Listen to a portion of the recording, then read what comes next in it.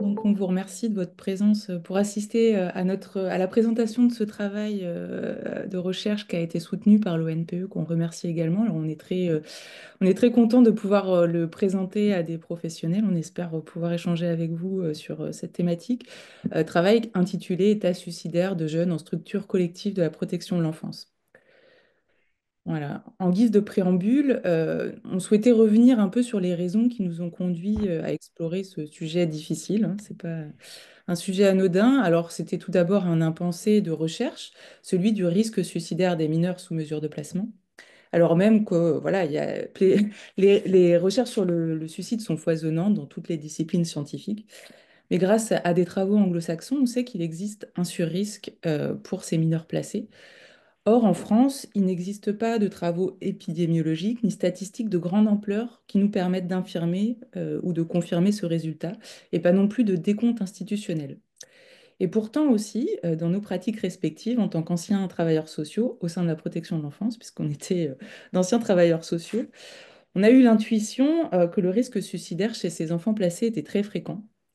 Et on a aussi fait le constat du caractère troublant, voire de l'épreuve professionnelle et du sentiment d'impuissance que constituait ce risque pour les équipes socio-éducatives, donc nous y compris.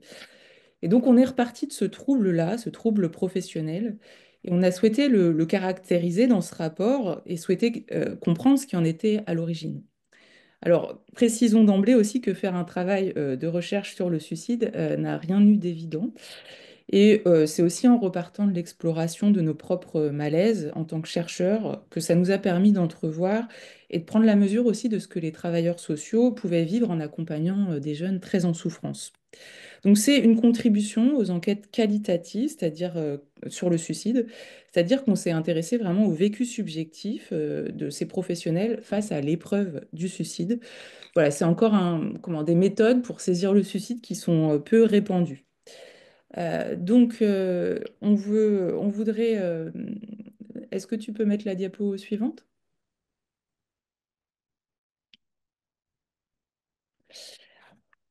On est reparti d'un exemple récent pour illustrer ce malaise. Donc, le 7 mai 2024, le comité Vigilance organise une manifestation, un événement que l'on a relaté dans le rapport, et donc en hommage aux enfants décédés, suivis par les services de la protection de l'enfance, et ce, peu de temps après le suicide d'une jeune à l'hôtel, d'une jeune de 15 ans sous mesure de placement.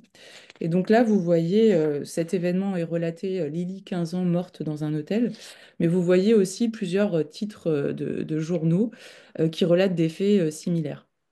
Et donc cette manifestation du 7 mai nous permet d'illustrer plusieurs dimensions un peu clés de l'étude qu'on a réalisée. Alors un premier point, c'est que cet événement revient sur l'invisibilité du phénomène suicidaire des enfants suivis, mais aussi sur une souffrance qui est jugée intraitée. Et donc là, je vous invite à regarder les titres les titres de journaux où le mot suicide n'apparaît quasiment pas. Donc on parle d'enfants décédés, d'enfants morts. Et donc cette manifestation, elle a mis en lumière un peu le tabou, la silenciation qui entoure la question du suicide. Et donc ça nous a étonnés parce que c'est un tabou qui est incompréhensible par rapport à tout ce qui a été développé par les politiques de prévention, les différents dispositifs depuis les années 80 pour lutter contre la dégradation de la santé mentale des jeunes et pour lutter contre le suicide. Donc on aurait pu penser que la place croissante prise par cette question de la souffrance des adolescents dans l'agenda politique aurait permis de mettre fin au tabou, ce qui n'est pas le cas. Et l'autre dimension remarquable aussi de cette manifestation, et des titres d'ailleurs de journaux qui ont été affichés sur le PowerPoint, c'est une forme d'accusation sur les manquements de la protection de l'enfance, où finalement la culpabilité de ces morts doit être portée par l'institution et plus largement par le corps social. Et donc on sait que la culpabilité, la peur d'y être pour quelque chose dans ces morts tragiques, peut contribuer elle aussi à produire de l'omerta, puisqu'elle peut contribuer à masquer des pratiques réelles, à perpétuer le tabou. Et donc c'est aussi ce qu'on a compris à mesure que l'on avançait dans ce travail d'enquête. On avait envisagé donc de recueillir les représentations, les pratiques professionnelles autour de ce risque suicidaire. Et ce à quoi on a été confronté finalement, c'est à des silences, à de l'indicible, à des refus, des difficultés d'accès ou des embarras à parler. Et donc c'est cette épreuve de terrain finalement qui nous a conduit à un peu changer notre perspective et à se dire qu'il fallait prendre au sérieux cette question de cet innommable suicidaire, de cet indicible, et à en faire quelque chose de signifiant pour comprendre le phénomène social du suicide et le contexte institutionnel dans lequel il survient. Et donc, on sait que pour repérer et traiter le risque suicidaire, la parole est essentielle. Donc, c'est pourquoi on a posé cette question un peu dans notre rapport. Qu'est-ce qui est finalement rendu indicible pour ces professionnels par le geste suicidaire et par quels mécanismes sociaux et psychiques? Et donc, on va faire un premier état des lieux, si vous voulez, sur la question de cette suicidalité des adolescents en protection de l'enfance. Je vais donc vous donner quelques éléments de caractéristiques du phénomène suicidaire chez les enfants placés. Tout d'abord, je commencerai par vous indiquer qu'il y a à peu près 340 suicides de jeunes de moins de 25 ans en France chaque année. Dernier chiffre qui donne les effectifs masculins et féminins date de 2017. Et en 2017, on a un petit tiers de jeunes femmes qui se sont suicidées et deux gros tiers de jeunes hommes qui se sont suicidés parmi ces 341 personnes. Par rapport à cette population, si on regarde les quelques données disponibles concernant des enfants placés qui se sont suicidés. Alors, on se base sur des données recueillies dans la presse régionale et nationale entre 2011 et 2024, et on se base sur les 13 suicides qui ont été relatés par nos enquêtés sur une période 2017-2023. Qu'est-ce qu'on constate? On constate par rapport à la population générale d'une tranche d'âge avoisinante une très forte surreprésentation des filles par rapport aux tendances générales, puisque dans la presse, chez les jeunes filles en dehors du public MNA, mineurs non accompagnés, 10 suicides sur 11 étaient des suicides de filles, un seul suicide masculin d'un jeune non MNA, donc dans la presse. Et dans les réponses de nos enquêtés, sur les 13 suicides évoqués, 10 étaient des suicides de jeunes femmes. Sachant que les jeunes femmes ne représentent que 44% de l'effectif des enfants placés. Donc vous voyez une forte surreprésentation étonnante des jeunes femmes parmi les suicidés. La deuxième chose qu'on remarque en comparaison, c'est la part importante des garçons mineurs non accompagnés au sein des suicides de garçons, puisque dans la presse toujours, parmi les 8 garçons qui se sont suicidés entre 2011 et 2024, 7 étaient des mineurs non accompagnés, alors même que les mineurs non accompagnés ne représentent que 20% de l'effectif des enfants placés. Donc, au sein de ce public à surrisque, les enfants placés à surrisque de suicide, on a à l'intérieur de ce surrisque de suicide deux sous-publics à surrisque de suicide, les filles et les garçons MNA. Ce qu'on constate à la fois dans la presse et dans les situations rapportées par nos enquêtés, c'est la surreprésentation des lieux de placement atypiques, type hôtel, diffus, semi-autonomie, appartements éducatifs. Voilà, une proportion importante de suicides alors que les enfants étaient placés dans ce type de lieu. On note aussi la surreprésentation des jeunes suicidés qui étaient dans une situation de changement de prise en charge, changement de structure, euh, approche de la majorité aussi, ou une situation de fragilisation du lien professionnel. Du côté des modes opératoires, on a constaté la surreprésentation des pendaisons comme moyen de se tuer, suivi des sauts depuis une hauteur, des défenestrations. Les intoxications médicamenteuses volontaires arrivent loin derrière dans les modalités de suicide. Si j'évoque maintenant les tentatives de suicide via uniquement nos enquêtés, on a recueilli 47, on a eu connaissance de 47 jeunes ayant fait une ou plusieurs tentatives de suicide, dont 37 filles. Pour ces 37 filles, on a une forte association entre tentatives de suicide, inceste, agression sexuelle, prostitution, consommation de drogue, scarification, troubles alimentaires. Par exemple, un tiers de ces suicidantes avaient été incestées ou violées avant une de leurs tentatives de suicide. Un tiers de ces jeunes s'étaient déjà scarifiés avant leur tentative de suicide. On a constaté via l'enquête que les filles étaient plus récidivantes que les garçons. En moyenne, les filles font 1,4 tentatives de suicide contre 1,1 tentatives pour les garçons.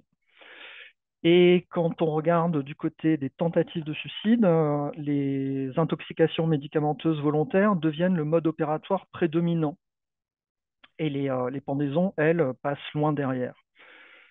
Alors, quelques commentaires d'ensemble. Pour les tentatives de suicide, il semble y avoir une combinaison de tabous finalement, puisque cela touche on a des conjonctions fortes entre le tabou de l'inceste, le tabou du viol, le tabou de la sexualité juvénile, le tabou des traumas, le tabou de la prostitution et puis le tabou du suicide, puisque pour un tiers des suicidantes, on a des combinatoires comme ça de choses potentiellement indicibles, difficilement dissibles, à la fois pour les jeunes et pour les professionnels. Ce qu'on peut constater, c'est vu la part des pendaisons dans les suicides accomplis et la part des intoxications médicamenteuses volontaires dans les tentatives de suicide, la pendaison est un mode opératoire extrêmement dangereux et bien plus inquiétant que les intoxications médicamenteuses. Et puis, commentaire d'ensemble, ben, donc, cette anomalie sociologique dans la distribution filles-garçons dans le suicide des jeunes placés en MEX, avec un effectif étonnant et inquiétant de jeunes filles qui se donnent la mort. Alors, on est parti, comme je le disais en introduction, du vécu des professionnels confrontés au risque suicidaire. Et c'est à partir de ces récits-là qu'on a repéré, comme je vous le disais, cet indicible. Et on a essayé de comprendre déjà comment il se manifestait et puis dans quelles circonstances, comment le comprendre. Alors d'abord, comment il se manifeste, cet indicible? Je vais juste vous donner deux exemples qui ont été les plus marquants. Bon, plusieurs- il y avait plein d'autres formes, mais alors c'est tout d'abord l'innommable du mot en tant que tel, suicide, tentative de suicide, ce qu'on a vu tout à l'heure aussi dans la presse. Et donc, c'est souvent nommé par périphrase ou des stratégies d'évitement, en finir, idée noire, l'usage de métaphores, etc. Je vous ai mis une citation aussi sur le PowerPoint. Je dis pas que je peux pas vous expliquer comment, j'arriverai pas à vous. Des fois, les mots, ils sont pas là, ils sont pas là. On ne peut pas exprimer en mots certaines choses, je pense. Là, j'arrive pas à exprimer ce que j'ai envie de dire. Voilà, c'était une monitrice éducatrice. Voilà, pour vous présentifier concrètement de quoi est fait cet innommable. Un deuxième point qu'on a repéré très fréquemment, c'est l'oubli ou le déni de situations suicidaires, parce que dans l'enquête, on a rencontré des professionnels qui disaient qu'ils n'avaient pas eu à faire face à des tentatives de suicide ou des suicides. Et puis, l'échange pouvait partir sur des passages à l'acte, des conduites à risque, des mises en danger, qui évoquaient comme ça une autodestruction très morbide. Et donc, il décrivait des faits finalement qui avaient toutes les apparences d'une tentative de suicide sans en employer le mot.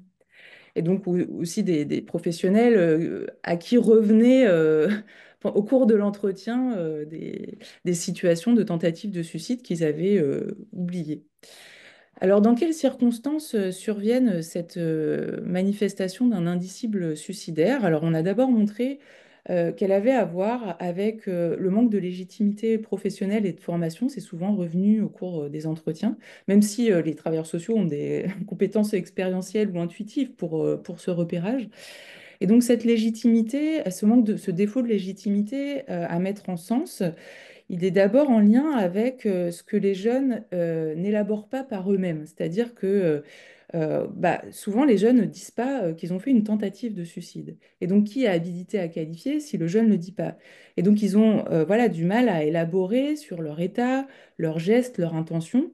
Et donc, dans les entretiens, les professionnels décrivent souvent des jeunes qui n'ont rien à en dire, qui ont pu faire des passages à l'acte gravissimes, mais qui dénient avoir voulu en finir. Et donc, le fait qu'ils n'expriment pas forcément une intention de mourir, par exemple, malgré la mise en acte d'un geste très autodestructeur, ça met les professionnels du côté des zones grises de la qualification. Ça produit un effet de brouillage. On a aussi montré que les professionnels étaient pris dans ce qu'on a appelé un morcellement perceptif face à ce défaut d'élaboration des jeunes. Alors je m'explique, c'est-à-dire que du côté des jeunes, il y a une déliaison logique entre l'intention, le moyen, l'acte et le résultat. Et les professionnels, de la même manière, ne font pas les liaisons logiques entre un moral bas, des idées suicidaires, une intention suicidaire et un acte voilà, autodestructeur. Et donc, sont comme englués aussi dans le morcellement perceptif des jeunes. Alors, ce défaut de légitimité professionnelle, il vient aussi, bien sûr, du fait que ce vocabulaire suscite tentative de suicide. Il relèverait, pour les professionnels qu'on a rencontrés, d'un champ de compétences qui n'est pas leur, qui est celui de la psychiatrie, de la psychologie, pardon. Et donc, cette réticence à aussi parler du suicide vient aussi de la peur, finalement, de provoquer l'acte en abordant la chose ou en posant la question à un jeune, est-ce que tu as des idées suicidaires? Bon, on sait que pourtant, poser cette question à un jeune n'induit pas forcément de passage à l'acte. Mais en tout cas, ça a une forte tendance, cette impression d'être incompétent, à annuler l'agir éducatif et le soin devient le premier recours. Et donc, on a une hiérarchisation des réponses qui se fait pour les travailleurs sociaux, où le soin serait le plus efficient, et ce qui conduit aussi à nourrir pour ces professionnels du social leur propre sentiment d'impuissance. Et donc, c'est ce qu'on a appelé aussi le désaveu de la vocation éducative, c'est-à-dire que les professionnels du social confrontés au risque suicidaire nourrissent une remise en cause de leurs compétences, ont un sentiment d'impuissance très fort. Alors déjà parce que le suicide vient attaquer la mission de protection. On le sait, accueillir ces jeunes qui relèvent de la protection et pour autant qui se mettent en danger vient attaquer cette vocation de protection. Deuxièmement, ces jeunes qui se mettent en danger, ils ont aussi, enfin, c'est-à-dire que les projets socio-éducatifs, l'injonction à l'autonomie, etc., sont aussi rendus caducs par ces jeunes qui sont très en souffrance, qui se retrouvent dans une vulnérabilité extrême. Et donc, on a souvent des jeunes, voilà, qui sont enfin, dépressifs, qui ont des troubles dépressifs, que les professionnels décrivent comme étant difficiles à mobiliser pour faire des sorties, pour faire des activités, pour être avec le collectif, etc. Et donc, mon collègue y reviendra sur cette dimension aussi de, voilà, de c'est quoi accueillir un jeune qui va mal dans un collectif et quelle particularité d'attention on peut lui donner. En tout cas, tout ça pour vous dire que ces jeunes qui peuvent, voilà, à risque suicidaire en tout cas, viennent travailler les limites de l'intervention socio-éducative. Ils remettent en cause aussi les registres d'action, on va dire, un peu habituels des travailleurs sociaux. Et donc, ce risque suicidaire, il intensifie quand même le désarroi, le sentiment d'inutilité des professionnels. Ce qu'on a pu observer, c'est par exemple beaucoup aussi de changements de parcours de placement, voire de trajectoire professionnelle. Donc, le suicide, ça marque aussi le désaveu de la vocation éducative. Alors, plus grave encore, le suicide, l'indicible suicidaire peut être causé par la manifestation pour les professionnels d'un sentiment de sidération, notamment quand ils sont confrontés à des scènes de danger gravissimes qui sont effractantes pour eux ou à des récits effroyables. Et donc, face à ces situations, les activités réflexives habituelles mobilisées par les travailleurs sociaux se grippent. Et c'est comme s'ils étaient. Alors là, je vous ai mis une citation aussi. Je vois la scène. En deuxième lieu, je l'entends. Les cris de cette gamine, je les entends encore. Ils sont là. Ensuite, c'est la culpabilité. Elle vient tout de suite. Et quand je vois ce genre de scène, que je les entends, j'ai besoin de les évacuer. J'ai besoin d'en parler. Et j'ai pas l'espace. Donc, je suis obligée de les intérioriser. Mais qui est en capacité d'intérioriser une telle violence? Et donc cette citation, un peu voilà, d'une éducatrice, c'est une citation voilà, forte. Elle met en lumière quand même plusieurs dimensions. À la fois, on voit bien là comment il y a quelque chose d'inassimilable du geste suicidaire pour ces professionnels et qui produit des récits dont on sent une espèce de crudité, une fixité, comme si c'était plus possible de penser et que voilà, les travailleurs sociaux, face à ces scènes traumatiques, étaient captés, aspirés, effractés. Et donc, effectivement, ça suspend aussi un agir professionnel et on voit bien à cet endroit-là que la souffrance professionnelle est massive et que c'est elle aussi qui empêche de localiser et de traiter la souffrance juvénile. Donc, on l'a bien souligné dans le rapport que c'est important de reconnaître cette souffrance-là, de la traiter pour avoir des professionnels qui puissent tenir face au risque suicidaire. Et dernier point, pour comprendre cet indicible, on a aussi montré effectivement que, pardon, sur cette citation, on voit aussi que les travailleurs sociaux sollicitent des espaces de parole pour sortir justement de la sidération, pour pouvoir remettre en route des espaces de réflexivité collective. Mais on a aussi repéré qu'ils avaient du mal à s'en saisir. Ils ont du mal à en parler de manière collective. Alors parce que ça touche à la question de la mort, du risque de suicide, ça touche à des choses très intimes aussi, du rapport aussi de chacun à la mort, à l'existence, etc. Voilà, choses qui ne sont pas toutes traitables dans le cadre d'un collectif de travail. Mais par contre, on a montré que l'institution pouvait avoir d'autres leviers, des leviers plus symboliques, comme de repenser les manières d'annoncer des décès, de réinvestir les rites, les cérémonies quand il y a eu un suicide avéré, etc. Et que la dimension, en tout cas symbolique, de l'institution pouvait être essentielle dans ces moments traumatiques pour les professionnels. Et dernier point, pour comprendre cet indicible, la culpabilité, j'en ai parlé en introduction, la peur d'y être pour quelque chose, c'est une constante dans les enquêtes sur le suicide. La culpabilité, elle est portée par les proches et aussi par les professionnels, par l'entourage institutionnel. Et donc, c'est des morts qui sont considérées comme des morts honteuses, puisqu'elles mettent l'opprobre sur les institutions, elles viennent les attaquer, elles viennent remettre en question, voilà, elles viennent pointer des failles.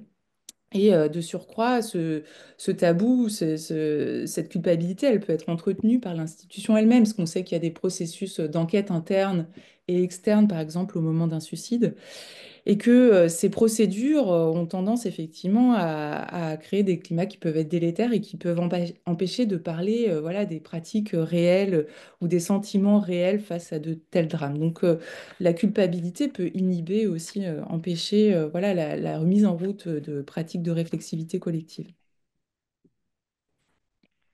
Pour ma part, je vais essayer de relier ces aspects de vécu professionnel à quelques éléments organisationnels, quelques caractéristiques de fonctionnement des structures qui sont susceptibles de majorer les difficultés de repérage et de majorer le fait que le repérage des états suicidaires devient une épreuve subjective pour les professionnels. Euh, alors, première remarque tirée des propos de nos interviewés, l'instabilité dans les parcours des jeunes au sein de la protection de l'enfance et l'instabilité des équipes professionnelles avec l'absentéisme pour maladie, le turnover, etc.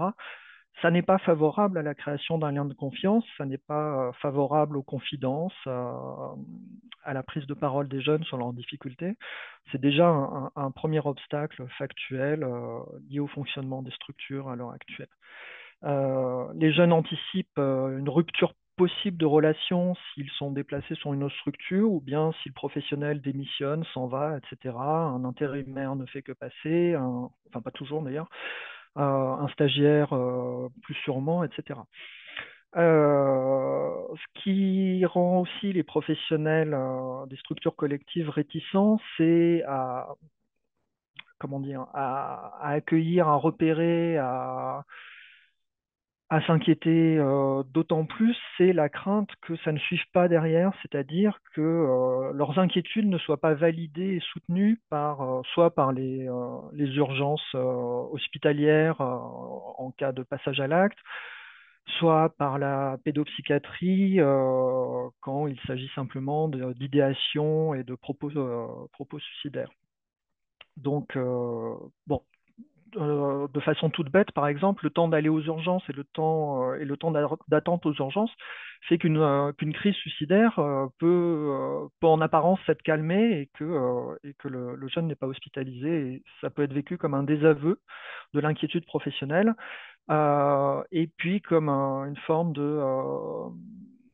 d'invalidation de tout le travail de préparation qu'il a éventuellement fallu mener auprès du jeune pour lui faire accepter l'idée d'aller vers le soin dans des cas où il n'y a pas eu de passage à l'acte franc. Euh, Autre obstacle lié au fonctionnement, les professionnels du travail social en MEX, c'est un travail du quotidien, c'est-à-dire ils sont confrontés éventuellement à des tentatives de suicide, mais ils sont aussi confrontés à toutes sortes de passages à l'acte, toutes sortes de conduites à risque, ce qui,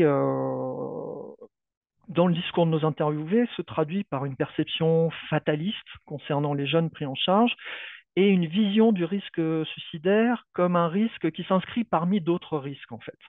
Une sorte de vision en continuum, une vision comme des jeunes comme inscrits dans un continuum de mal-être, un continuum de conduite à risque, de passage à l'acte.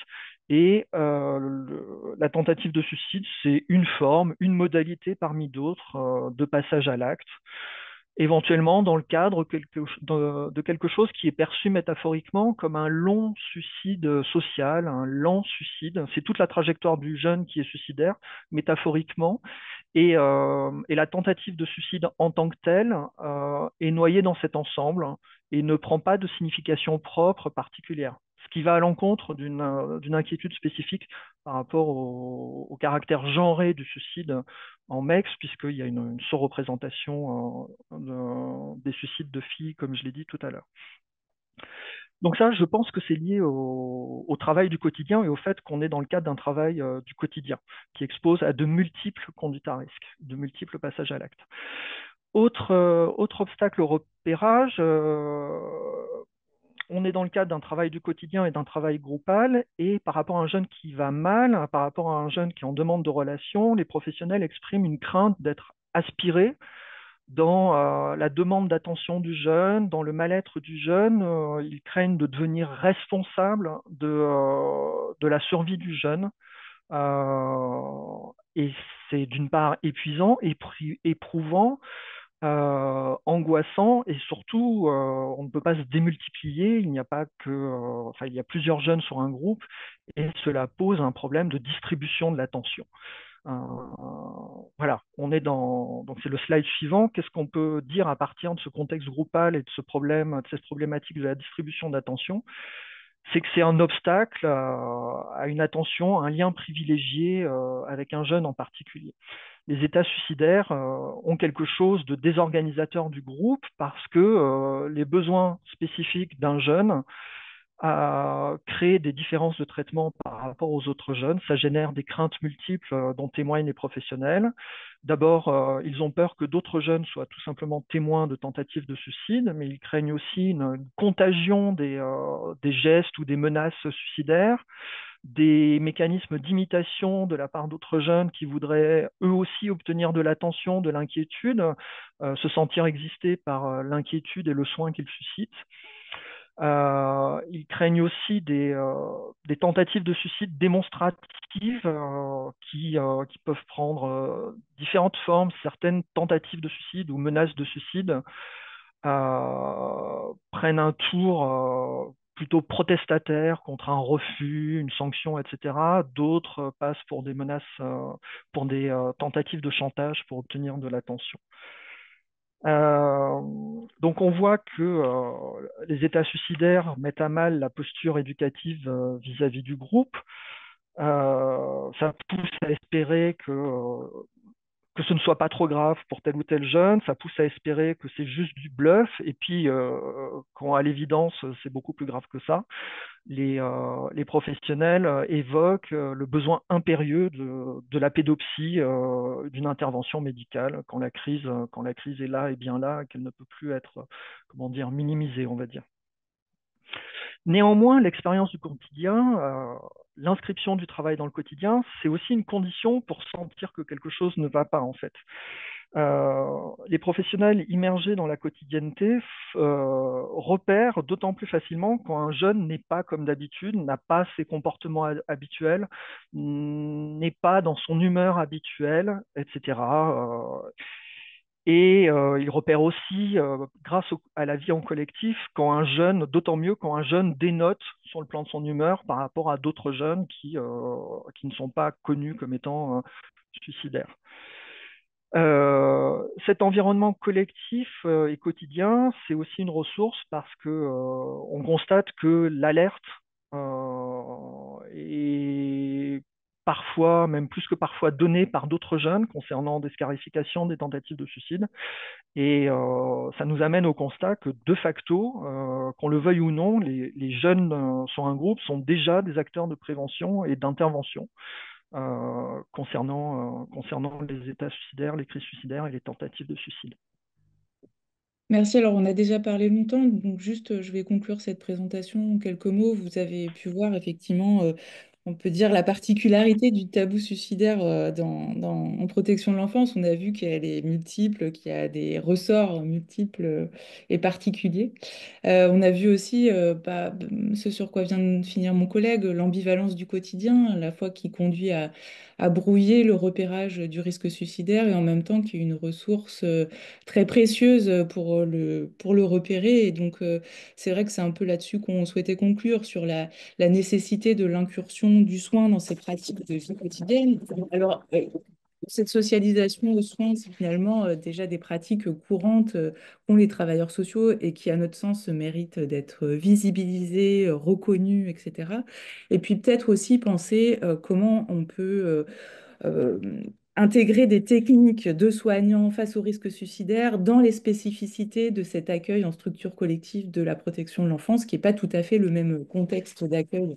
Voilà, donc je m'arrêterai là-dessus, mais puis on vous remercie, on laisse le temps pour l'échange. Un grand merci à vous, Madame Charles et Monsieur Trombert, pour cette présentation très riche. Vous abordez avec finesse un sujet important et difficile, et qui permet de nous apporter aussi une meilleure compréhension du vécu et des difficultés rencontrées par les professionnels qui sont confrontés à ces situations, du point de vue suicidaire, donc placés dans une structure collective. Pour ouvrir aujourd'hui ce temps d'échange, on remercie Monsieur Huon d'avoir accepté donc d'intervenir en tant que discutant professionnel afin de nous donner son regard sur cette recherche. Monsieur Huon, donc vous avez travaillé pendant près de 30 ans en tant qu'éducateur spécialisé au sein d'un foyer de l'enfance du Finistère. Vous avez plus récemment organisé à l'automne dernier un colloque sur la transmission du savoir-faire et de l'expérience entre éducateurs. Donc, vous avez lu cette recherche. Pourriez-vous nous partager en une dizaine de minutes en quoi celle-ci fait écho à vos pratiques? Merci. Donc, j'ai lu avec un grand intérêt ce travail de recherche donc, sur l'état suicidaire des jeunes en structure de protection de l'enfance. Il vient résonner très fortement dans mon esprit. Éducateur d'internat pendant 30 ans au foyer de l'enfance, j'ai été confronté à un suicide, à des tentatives de suicide, aux conséquences physiques et psychiques importantes pour les jeunes, mais aussi pour les éducateurs des équipes. Dans une situation post-Covid qui a vu s'aggraver la santé mentale des jeunes, notamment chez les étudiants, une telle recherche est effectivement la bienvenue. Elle montre une très bonne connaissance des institutions éducatives et de soins psychiatriques. Parler de la santé mentale au lieu de la maladie mentale souligne un changement de cap mobilisateur pour les acteurs de la protection.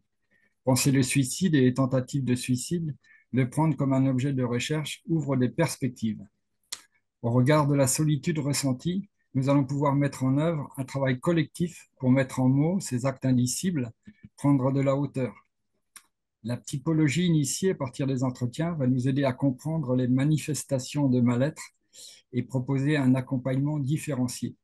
L'acte émotionnellement chargé vient stupéfier, annihile la pensée. Cette typologie conduit à interroger le contexte en lien avec l'histoire familiale, les événements qui ont conduit au placement. Les témoignages que j'ai lus sont extrêmement signifiants. Des paroles ou des réflexions sont parvenues telles quelles à mes oreilles. Les éducs veulent pathologiser certains comportements alors qu'ils ne sont que des difficultés éducatives lors des passages aux urgences ou de synthèse avec la psychiatrie. Ou encore, l'hôpital n'est pas un lieu de vie. L'un des psychiatres de l'hôpital de Beauharts à Brest avait dit lors d'une synthèse: certains jeunes aimeraient vivre en permanence sur le service de pédopsychiatrie. Il était nécessaire de tenter une expérience de vie hors les murs de l'institution hospitalière. Une étroite collaboration et un partenariat solide a permis à la jeune fille, après une tentative de suicide au domicile maternel, d'envisager la vie autrement avec le placement au foyer. Pour la détection des situations à risque est mis en avant l'absence de formation des éducateurs et de ne pas avoir entendu parler des recommandations de la haute autorité de santé, avec une perception subjective ancrée dans l'expérience. Pardon. Notamment, page 32, une conception socio-éducative des éducateurs faisant référence au cadre, à la limite et à la contenance. Ce constat ici des entretiens dénote un angle mort de la formation, mais aussi une délibération collective qui n'aboutit pas. Elle reste centrée sur l'événement. La pluridisciplinarité des équipes ne perd pas son rôle d'aiguillon. Un autre élément a particulièrement retenu mon attention. La notion d'attachement revient régulièrement dans la recherche, notamment page 49. La demande d'attachement alors que le jeune est renvoyé à lui-même. Pardon.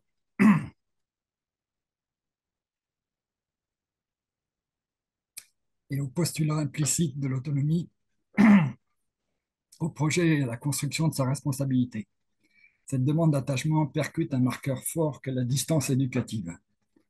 La recherche met aussi en avant qu'il faut au moins une bonne relation pour guérir, l'appui sur la relation. Dans une situation de déréliction sociale, de famille dysfonctionnelle et de rupture scolaire, de repli sur soi, le sursaut attendu semble impossible.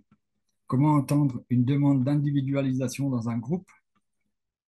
L'éducateur peut-il tisser le fil de l'individuel et celui du collectif? La recherche met l'accent sur cette idée qu'avec la règle, mettre l'accent sur ce qui est important et évite la désescalade et les conflits. Les éducateurs sont en première ligne, au quotidien confrontés au désarroi, au désespoir et à l'absence. Le suicide et la tentative de suicide marquent au fer rouge leur carrière, leur personnalité. Leur professionnalité est interrogée. L'entrée en formation à la relation d'aide est loin de prémunir face aux situations parasitiques des suicides et tentatives de suicide, des violences auto-agressives et des conduites ordaliques. Je citerai aussi, donc, page 91, la culpabilité, la peur d'être accusé, la difficulté de parler, les traumatismes professionnels entravent le travail collectif et la construction d'un agir professionnel.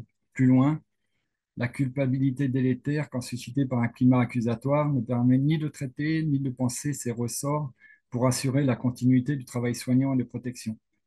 La silenciation et le tabou social autour du suicide prend parfois inopérant toute tentative d'élaboration. Penser l'acte dans le contexte institutionnel en étant confronté au, entre parenthèses, qu'est-ce que vous n'avez pas fait ou pas vu, sidère et obère la capacité de prendre un peu de hauteur. Page 101, reconnaître ses limites professionnelles peut signer le renoncement à la maîtrise de l'autre, le deuil d'un idéal du métier inatteignable et d'une professionnalité mieux ancrée dans la réalité. Ces éléments nous montrent l'importance du débat collectif dans nos institutions, prendre soin des soignants pour pouvoir accompagner et prendre en charge ces jeunes en souffrance. La circulation de la parole au sein des équipes, le soutien mutuel par des moyens comme la supervision, l'analyse de pratique, restaure la confiance mutuelle et la confiance en soi. Le besoin parfois de suivi individuel avec un professionnel de l'écoute rassure. Par exemple, le psychologue du travail. Cela met aussi l'accent sur la formation continue, l'expérience et les compétences acquises. Le projet retrouve alors toute sa place dans le contexte d'incertitude et de confrontation au tragique de l'existence professionnelle. Le projet est vu sous ses trois déclinaisons institutionnelles, de service et individuelles. Le partenariat avec la psychiatrie, la protection de l'enfance est une des clés de compréhension réciproque pour sortir des représentations, comme page 65, crainte de la psychiatrie que l'ASE ne joue pas son rôle à la sortie de l'hospitalisation. La recherche nous invite à partager des outils d'évaluation en commun. La création des équipes mobiles 16-25 vient ainsi favoriser les conditions de repérage des situations à risque. Dans le passage de relais entre la pédopsychiatrie et la psychiatrie adulte, elle rassure sur la continuité du suivi, marquée par la rupture de relations thérapeutiques. D'autres réflexions aussi dans cette recherche sont à prendre en compte, comme la place des parents de jeunes, qui est peu parlée par les éducateurs lors des entretiens. Je me permettrai pour finir de vous citer l'extrait d'un entretien du journal Le Monde en 2020. C'est Isabelle Carré, qui est comédienne, qui dit comme ça: « Si dans le service de psychiatrie de l'hôpital pour enfants et sur la télévision minuscule d'un des petits pensionnaires, je n'avais pas vu pardon, Romy Schneider dans le film Une femme à sa fenêtre et n'en avait été bouleversé. J'avais 14 ans, je venais de faire une tentative de suicide. J'étais bloqué dans cet établissement, aux fenêtres condamné autant que dans ma vie d'adolescente, dont l'avenir me donnait la nausée. Et soudain, j'ai entendu ces mots: préférer les risques de la vie aux fausses certitudes de la mort. Et elle a entrevu la solution. Pour amorcer le débat sur le contexte sociétal en évolution constante depuis 30 ans, la constitution de microstructures avait répondu pour partie à la question des violences. L'impact de la généralisation du portable et des réseaux sociaux va être à mesurer. Et je prendrai comme exemple la recherche d'un universitaire américain, Jonathan Haidt, qui vient d'écrire donc un bouquin qui s'appelle Génération anxieuse et qui met en avant la corrélation entre l'essor du téléphone mobile et l'augmentation des troubles anxieux chez les jeunes. Je vous remercie pour votre attention. Cette recherche mérite une large diffusion. Une publication est envisagée pour nourrir le débat et la réflexion sur la santé mentale des jeunes placés à l'aide sociale à l'enfance. Voilà, j'espère que je n'ai pas pris trop de temps. Un grand merci, non, c'était parfait. Un grand merci, Monsieur Hulon, pour ce témoignage. On va maintenant également laisser la parole donc à Madame Sancher, qui est adjointe de direction au sein d'un établissement de protection de l'enfance du département du Nord, pour, euh, pour nous faire un retour également. Oui. Bonjour, merci pour cette invitation et à participer avec vous à ce sujet qui est très très important pour moi, voilà, qui me rappelle des choses, hein, voilà, du vécu plus principalement. Moi, je suis contente de pouvoir participer à cet échange avec vous, plus sous forme de témoignage un petit peu de ce qu'il a été possible de mettre en place suite à un incident qui s'est déroulé au sein de l'établissement où je travaille. Il y a, comment dire, en 2020, l'établissement a dû faire face au suicide d'un jeune par pendaison. Le jeune en question était accueilli depuis 4 mois au sein de l'établissement, au sein d'une unité de vie qui travaillait l'autonomie. Et il était, comment dire, il est passé à l'acte 1 mois avant sa majorité. Il avait été accueilli depuis sa prime enfance en famille d'accueil, au sein d'une même famille d'accueil. Voilà, juste pour resituer un tout petit peu le contexte. Euh, voilà, la difficulté, alors moi dans l'étude que j'ai pu lire, m'ont intéressé tout particulièrement 3 points. Le premier était justement cette difficulté pour la psychiatrie, la pédopsychiatrie et la protection de l'enfance de s'accorder, hein. Le terme, il est tout à fait légitime. Il y a des difficultés d'accordage entre les deux, tant dans la vision des choses que dans le vocabulaire qui est employé. On n'utilise pas le même vocabulaire. On n'a pas les mêmes missions, les enjeux d'accompagnement ne sont pas les mêmes, et on a quelquefois beaucoup de mal à se comprendre et à s'articuler dans ce sens. Donc ça, c'était important et je trouve que c'est très très bien souligné dans l'étude qui a été présentée. Je ne vais pas en débattre plus, mais c'est vrai qu'on amène aussi on présente bien la difficulté de la prise en charge au quotidien au sein d'un établissement de protection de l'enfance, lorsque 2 éducateurs travaillent le soir, voire un éducateur le matin, que l'on a 15 enfants à accompagner, hein, c'est une moyenne. L'attention que l'on peut apporter à chacun, elle est restreinte, on va être très clair, et on peut passer à côté de certains signes qui auraient pu nous alerter ou qui auraient pu nous aider à comprendre la situation. Mais en tout cas, le collectif se heurte à cette prise en charge, à cette souffrance de certains jeunes et à la capacité des professionnels à, à entendre la douleur de ces jeunes, quelquefois, et à la décrypter surtout, hein. On est sur du repérage et c'est le repérage qui est compliqué. C'est quelque chose qui est quand même récent. Moi, je travaille en protection de l'enfance depuis plus de 25 ans. J'ai été éducatrice, responsable de service. Je suis adjointe de direction maintenant. Le phénomène s'est accéléré ces dernières années.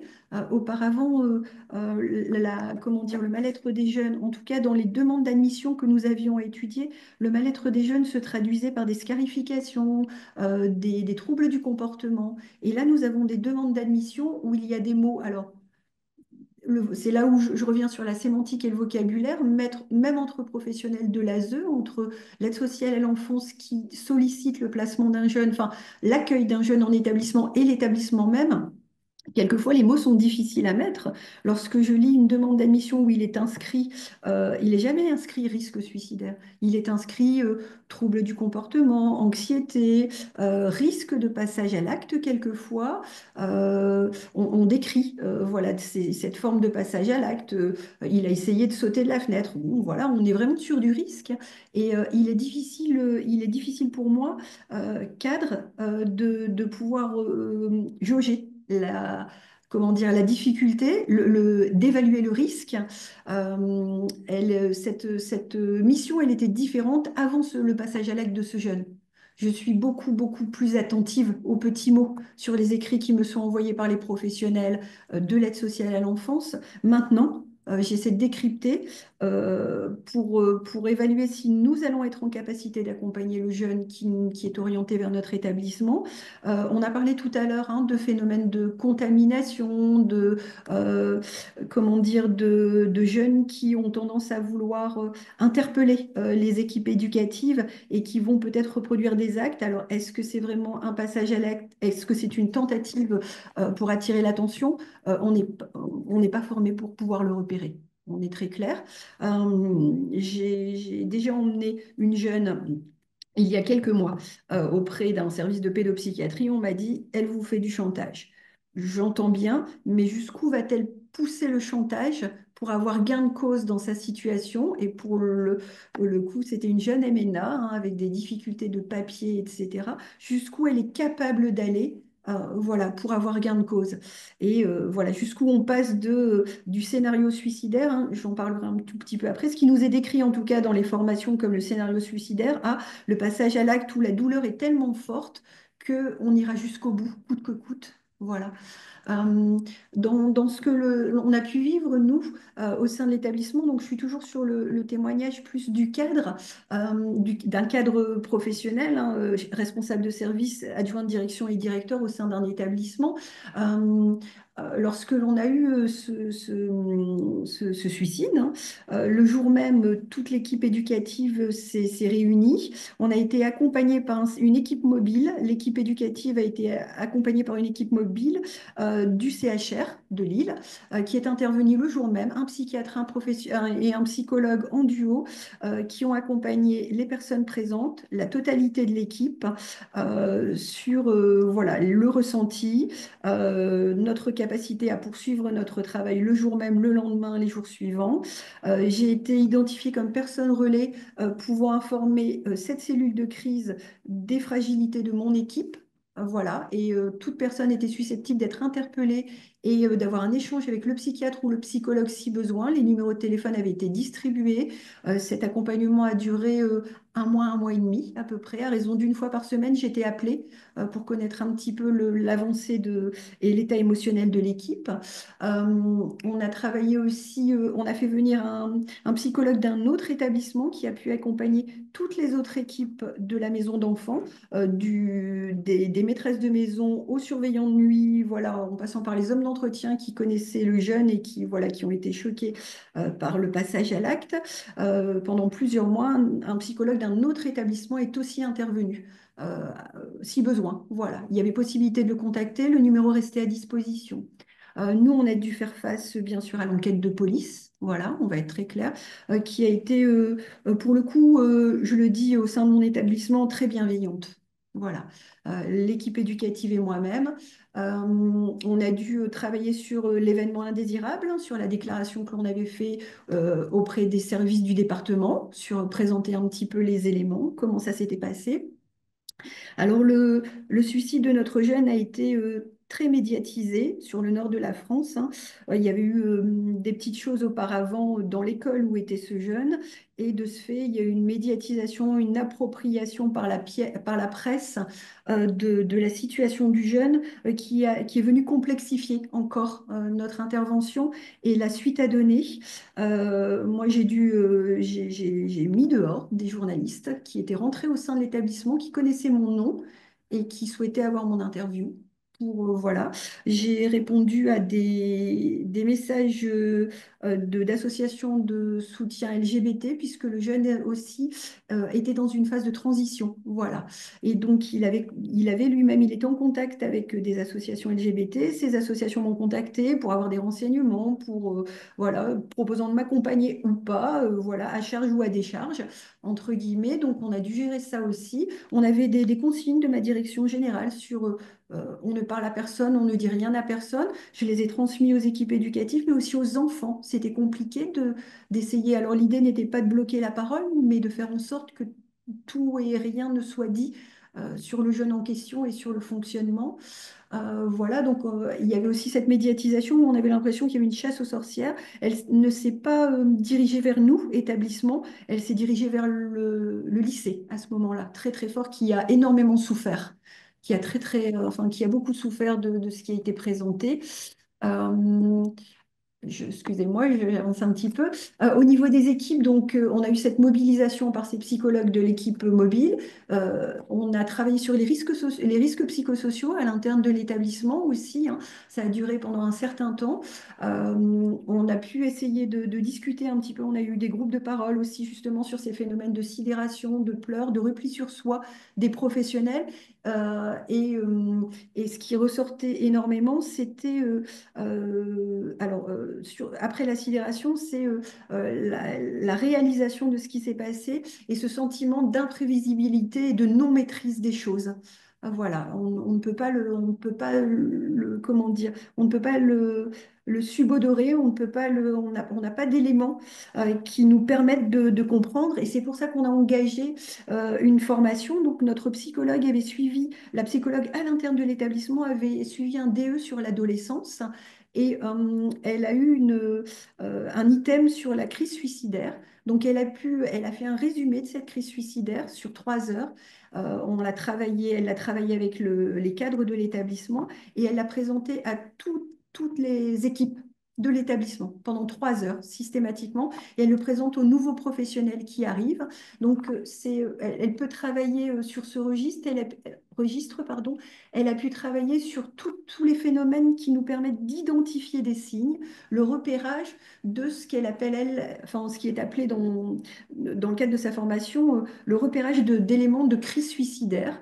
Elle nous a expliqué ce qui était un scénario suicidaire, c'est-à-dire est-ce que le jeune a déjà mis en place des éléments, est-ce qu'il a déjà mis des scénarios dans sa tête qui pourraient conduire au suicide.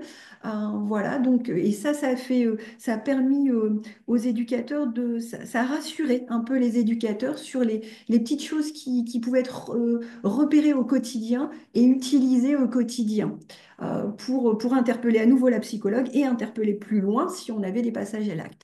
Des passages à l'acte, on en a eu depuis, hein. On a eu 2 tentatives de pendaison depuis ces 4 dernières années, alors qui n'ont pas conduit à un décès, heureusement, mais on a eu de la reproduction sur 2 jeunes qui ne connaissaient pas le premier jeune, hein. Donc rien à voir, hein, pour des situations totalement différentes. Mais voilà.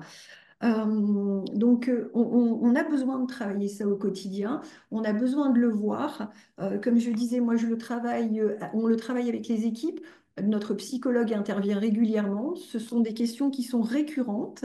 On a dû travailler aussi au sein de l'établissement, par exemple, la chambre où notre jeune s'est suicidé. Elle a porté des scellés pendant un temps. Donc, elle est au sein de l'unité de vie. Donc, il y a eu un impact sur les jeunes. Ces scellés, c'était assez particulier. Il y a eu cette chambre, on l'a inutilisée pendant plus d'une année. Elle a été fermée. On l'a réutilisée ensuite, on a changé les meubles, on l'a utilisée en tant que bureau pendant près de 2 ans. On a repeint les murs. On a changé tout à l'intérieur. Elle n'est réutilisée que depuis une toute petite année en tant que chambre. On n'a plus du tout de jeunes qui étaient présents au moment du suicide de notre jeune. On a retravaillé un petit peu le groupe, voilà, l'unité de vie, la surveillance de l'unité de vie. Dès l'instant où un jeune présente comment dire, alors des idées noires, voilà, voilà, ou à des signes qui peuvent être repérés et qui ont été justement, qui pouvaient être identifiés par notre psychologue et qui sont dans les signes elle nous a proposé de repérer. On a par exemple le surveillant de nuit qui passe sur les groupes tous les quarts d'heure. Le jeune est prévenu. On est inquiet pour lui, c'est ce qu'on lui explique. On est inquiet pour lui, on a besoin de pouvoir agir s'il se sent mal, on a besoin de l'accompagner. Donc, la nuit, le surveillant de nuit passe tous les quarts d'heure, au même titre qu'on le fait lorsqu'un enfant revient d'une hospitalisation avec une anesthésie totale.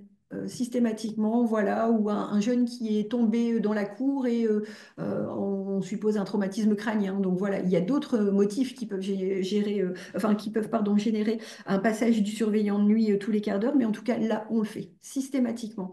On met en place comment dire, des temps de parole pour les jeunes qui nous interpellent et qui sont interpellants avec la psychologue, mais aussi quelquefois avec les éducateurs ou dans le cadre d'assemblées d'enfants aussi, où on essaie d'en parler un petit peu plus librement, sans prononcer quelquefois le mot suicide, on est d'accord, mais en parlant bien d'idées noires. Si vous avez des choses qui vous inquiètent, si vous avez des choses qui vous travaillent, si vous avez des moments de grosse angoisse, des bouffées d'angoisse, des choses comme ça, puisque c'était ce qui était identifié, eh bien, vous pouvez venir parler aux éducateurs, pouvez pas venir parler, pardon, à la psychologue, vous pouvez venir frapper à la porte du cadre.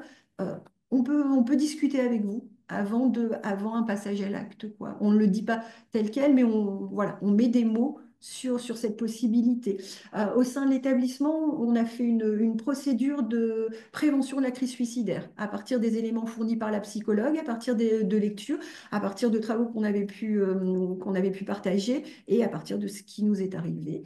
Donc, on a une procédure prévention et on a aussi malheureusement une procédure gestion de la crise suicidaire. Donc l'idée, c'est on a apporté depuis une très très forte vigilance au sein de l'établissement sur ce phénomène, mais ça reste encore très très très compliqué. Voilà, j'espère que j'ai pu répondre à la consigne et à la demande.